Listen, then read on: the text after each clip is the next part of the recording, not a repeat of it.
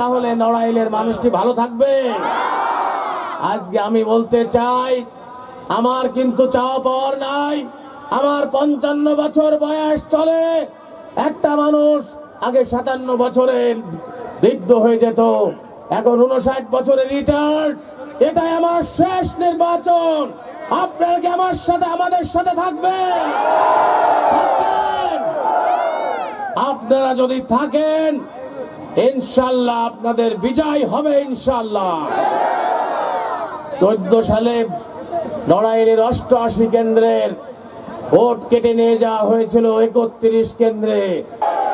আমরা আমাদের প্রিয় নেতা, আগামী দিনের রাষ্ট্রনায়ক তারেক রহমানের কাছে অনুরোধ জানাই, বিগত 17 বছরে জেল হাজতে আজকে 55 বছর বয়সে চুল দাড়ি সব শেষ হয়ে গেছে।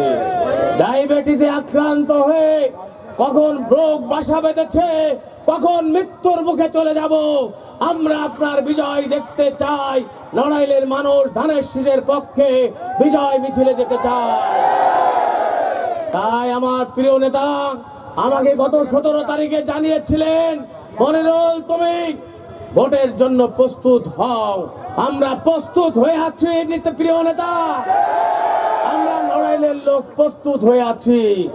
তাই আপনারা আমাদের জন্য দোয়া করবেন।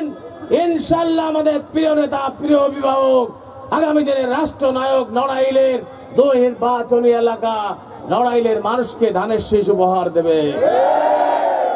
আমি পরিশেষে আমার নেতা কর্মীদেরকে বলি, আপনারা বিভ্রান্ত হবেন না। মনোনয়নের শেষ পরিণতি হচ্ছে যখন টিকিট দেবে ধানের শীষ।